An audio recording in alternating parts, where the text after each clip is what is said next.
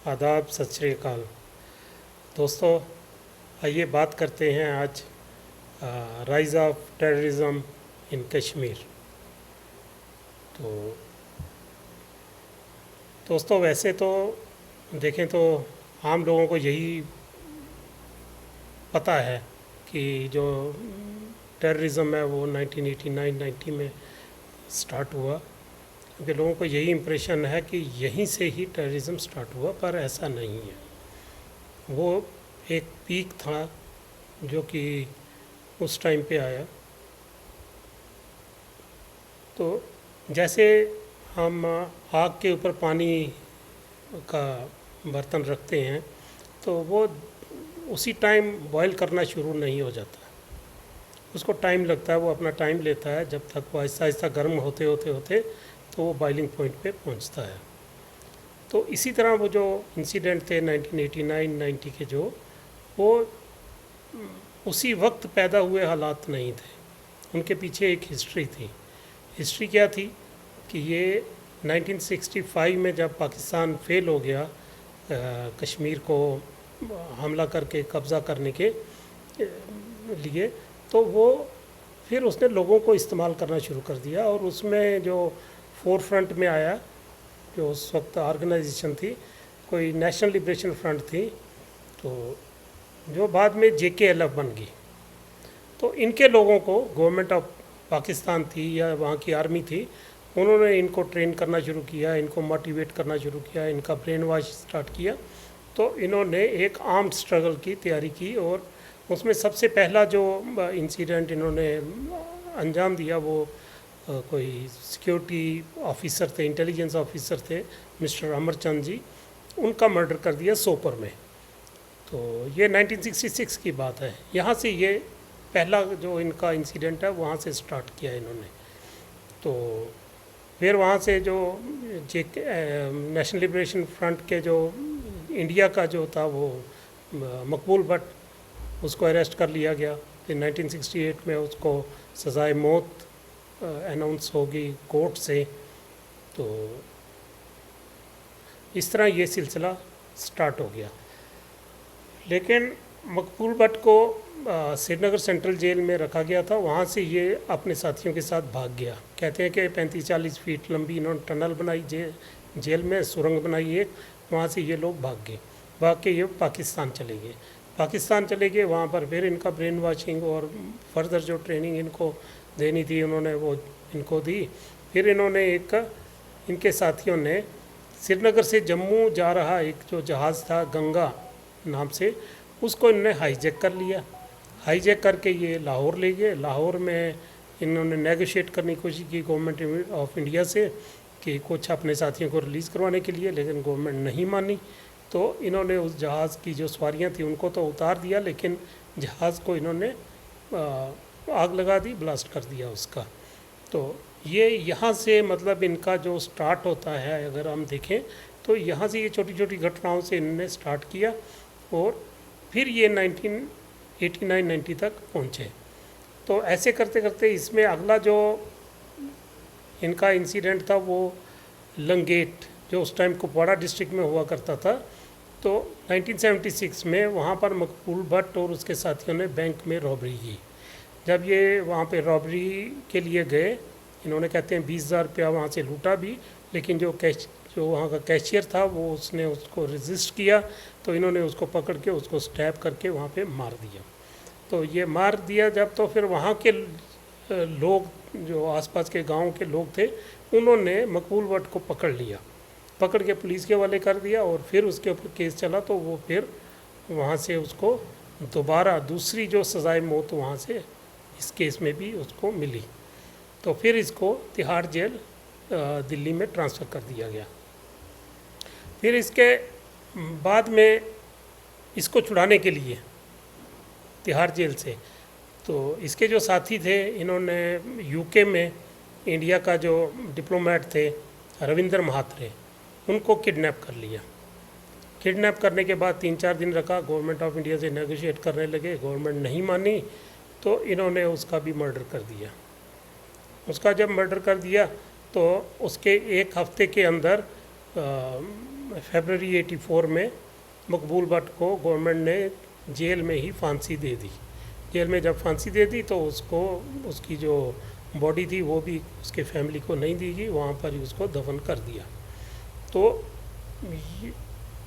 यहाँ से जो मकबूल भट्ट है वो कश्मीरियों की नज़र में एक शहीद की नज़र में उभर के आया, और उसके बाद हर साल उसका जो उसका डेथ जो एनिवर्सरी होती है उसके ऊपर वो उसको एज ए प्रोटेस्ट डे मनाने लगे। वो हीरो बन गया कश्मीरियों का। तो इसके बीच में एक इंसिडेंट और हुआ, देखने में वो छोटा है लेकिन ये हमें अंदाज़ा लगता है कि लोगों का कब से रुझान इस तरह का था।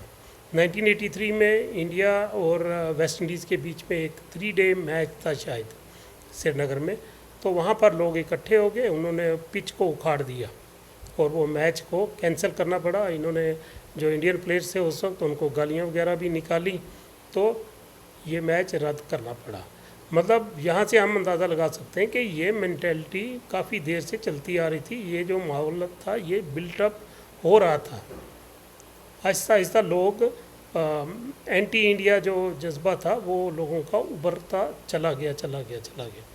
तो इस तरह मतलब ये छोटे इंसिडेंट से मिल के लोगों के जज्बात भड़कते रहे, लोग एंटी इंडिया होते रहे, लोगों की टेंडेंसी बढ़ गई कि वो इसके खिलाफ़ काम करेंगे, गवर्नमेंट ऑफ इंडिया के खिलाफ़। उनकी नज़र में जो भी गवर्नमेंट ऑफ इंडिया का वहाँ पर एम्प्लॉई होता था या जो गवर्नमेंट ऑफ इंडिया की बात करता था वो उसको इंडियन एजेंट की तरह समझते थे।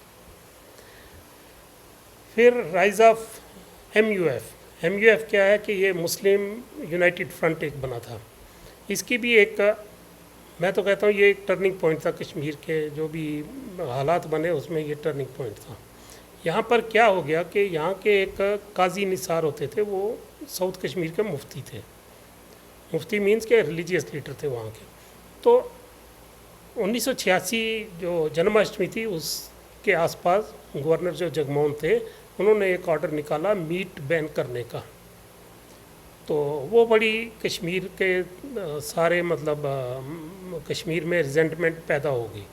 तो उसका फ़ायदा जो काजी निसार थे उन्होंने क्या किया कि उन्होंने चौक में, अनंतनाग के चौक में उन्होंने कुछ जानवरों को मारा, उनको हलाल किया वहाँ पे, और फिर वो जो उसका मांस था वो लोगों में फ्री ऑफ कॉस्ट डिस्ट्रीब्यूट कर दिया।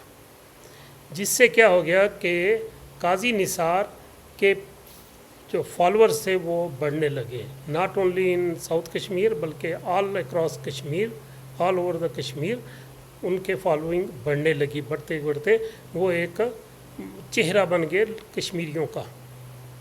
तो फिर वहाँ से उनके साथ जो और रिलीजियस लीडर थे वो भी उनके साथ जुड़े, कुछ ऑर्गेनाइजेशन थी वो भी उनके साथ जुड़ी। तो उन्होंने मिलके एक मुस्लिम यूनाइटेड फ्रंट बनाया जो कि एक मतलब पॉलिटिकल फ्रंट समझ लो आप, उन्होंने बना दिया।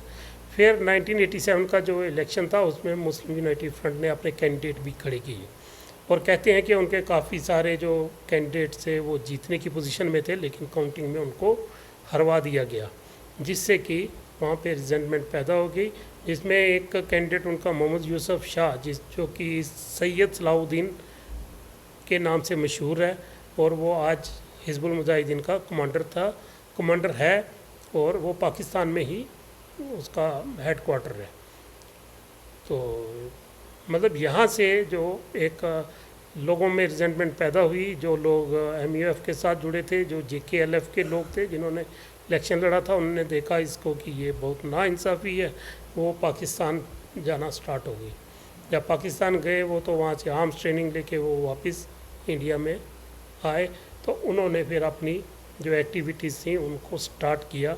जो टेररिज्म है उसको उन्होंने हल्का हल्का एक दो इंसिडेंट करके उन्होंने स्टार्ट किया, और मेजर जो इंसिडेंट उन्होंने किया वो किडनैपिंग की।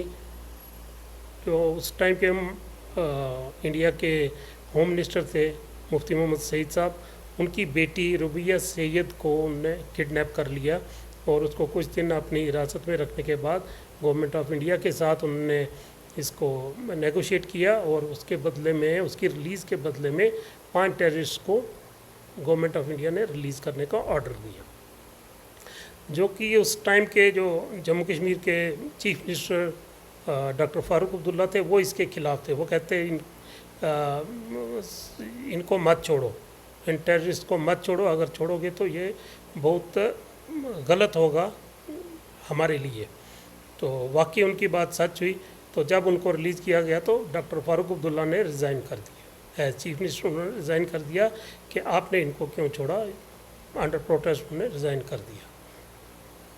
तो इससे क्या हो गया कि जब रबिया सैयद की रिलीज़ हुई तो जो कश्मीर का सेंटीमेंट था वो ऐसा उभरा कि उन्होंने इसको विक्ट्री के तौर पे लिया। उन्होंने इसको विक्ट्री को सेलिब्रेट करने के लिए बड़े बड़े जुलूस निकाले, बड़े बड़े उन्होंने सेमिनार्स ऑर्गेनाइज करना की शुरू किए ऑल अक्रॉस कश्मीर।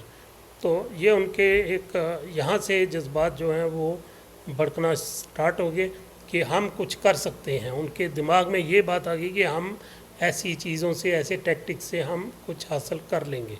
तो उन्होंने फिर इसी बीच में उन्होंने कश्मीरी पंडितों के ख़िलाफ़ भी उन्होंने आवाज़ उठानी शुरू कर दी और कहते हैं कि मस्जिदों से अज़ान के बाद या नमाज के बाद अनाउंसमेंट्स होने लगी है, कश्मीरी पंडित यहाँ से छोड़ के चले जाएं, यहाँ पर उनका कोई जगह ठिकाना नहीं है। तो उनको काफ़ी हरासमेंट हुई। तो इस वजह से कश्मीरी पंडित वहाँ से निकलने में मजबूर हो गए।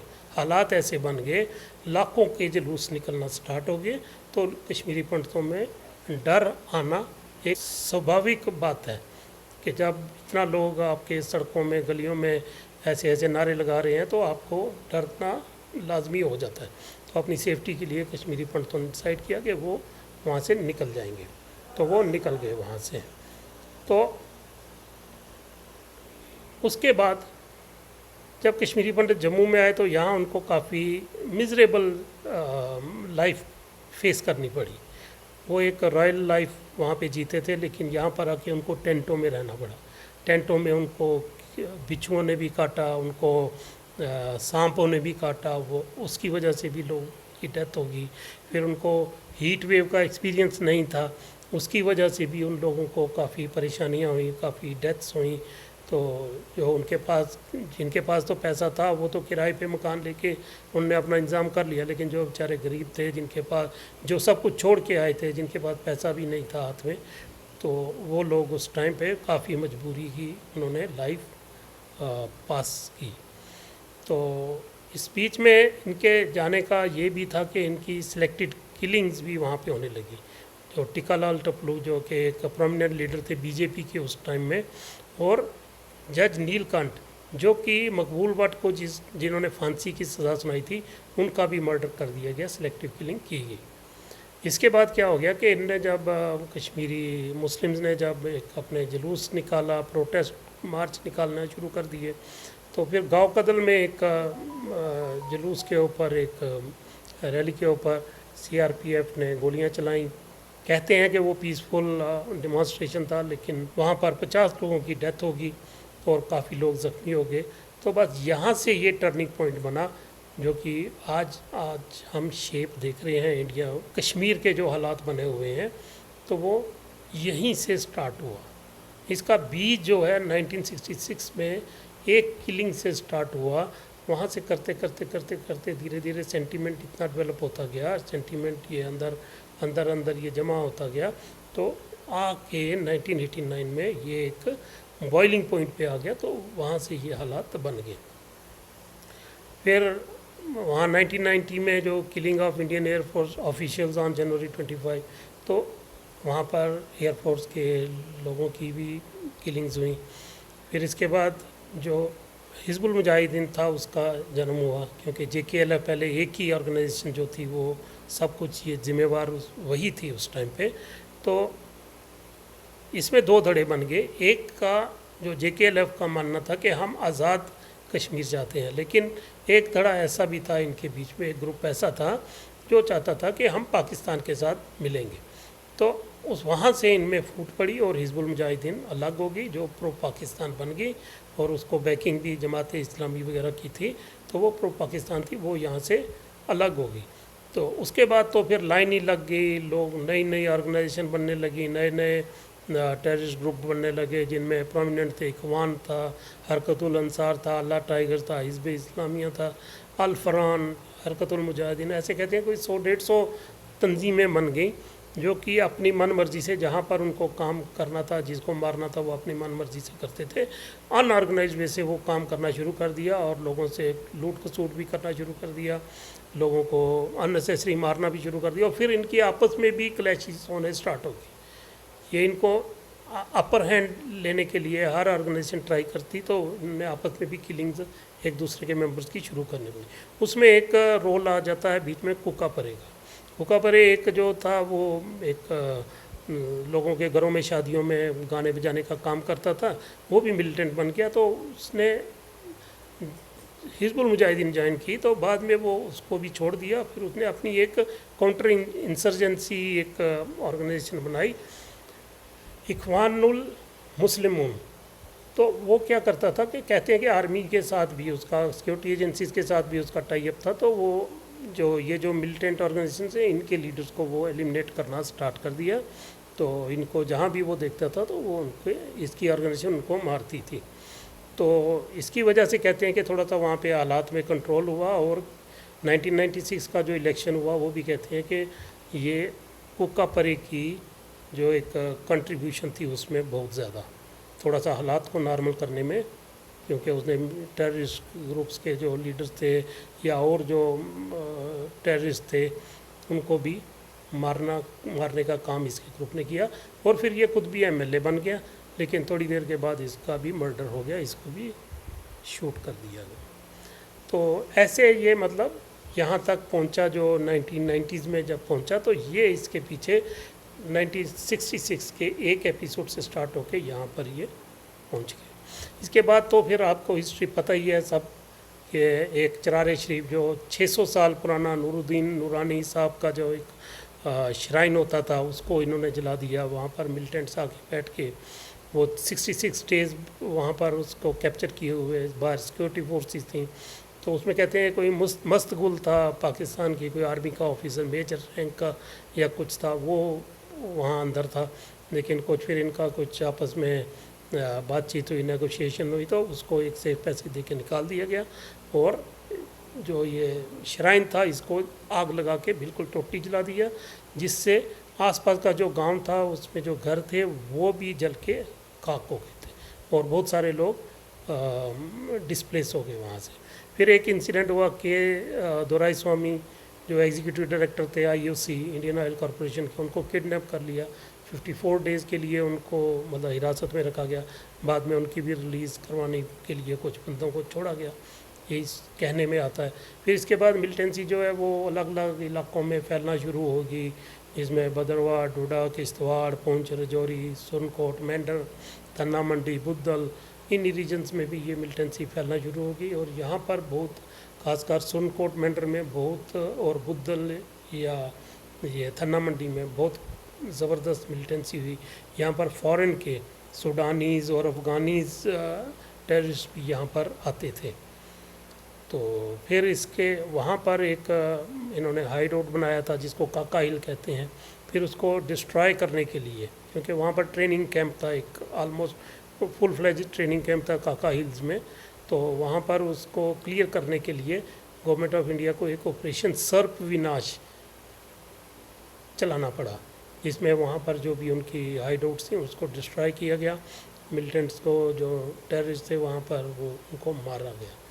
तो ये था मतलब। उसके बाद जो जैसे आपने देखा कि जो बाद में पुलवामा, उड़ी, अभी पहलगाम जैसे इंसिडेंट, तो ये तो एक सभी की नॉलेज में है। लेकिन इसमें एक और जो मेजर डिवाइड हो गया जम्मू और कश्मीर के प्रोविंसेस के बीच में, लोगों के बीच में, वो एक इंसिडेंट आ गया जब ये जो श्री अमरनाथ श्राइन बोर्ड के को गवर्नमेंट ऑफ J&K ने लैंड अलॉट की, तो वहाँ पर कश्मीर में बहुत प्रोटेस्ट हो गया कि ये नहीं होना चाहिए। जब फिर गवर्नमेंट को वो ऑर्डर वापस लेना पड़ा। उससे क्या हुआ कि जम्मू में प्रोटेस्ट स्टार्ट हो गए। जम्मू में लगभग 2 महीने यहाँ पर जम्मू बंद रहा। फिर क्या हो गया कि यहाँ पर पथराव भी होता था, सब कुछ बाज़ार बंद हो गए। फिर इन्होंने जम्मू वालों ने क्या किया कि हाईवे को ब्लॉक कर दिया। उस टाइम पे फ्रूट सीज़न होता था तो इन्होंने हाईवे बंद कर दिया। तो कश्मीर वालों ने क्या किया कि चलो मुज़फ़्फ़राबाद, उन्होंने एक मार्च स्टार्ट किया। जब वहाँ पे जाने लगे ये उड़ी के पास, वहाँ पर इनका क्लैश हो गया गवर्नमेंट आर्मी या सिक्योरिटी फोर्सेस से, उससे वहाँ पर भी कहते हैं 5-7 लोग मरे गए। तो ये एक डिवाइड यहाँ से स्टार्ट हो गया। तो मतलब ये चीज़ें जो हैं ये लोगों की नज़र में नहीं है, लोगों को ज़्यादातर पता नहीं है, इसीलिए मैंने ये वीडियो बनाया। अगर आपको अच्छा लगा तो इसको लाइक कर दीजिए, शेयर कर दीजिए, और हो सके तो मेरे छोटे से चैनल को आप सब्सक्राइब भी कर दीजिए। Thank you very much for watching this video. मिलते हैं फिर नेक्स्ट किसी और टॉपिक के ऊपर बात करने के लिए।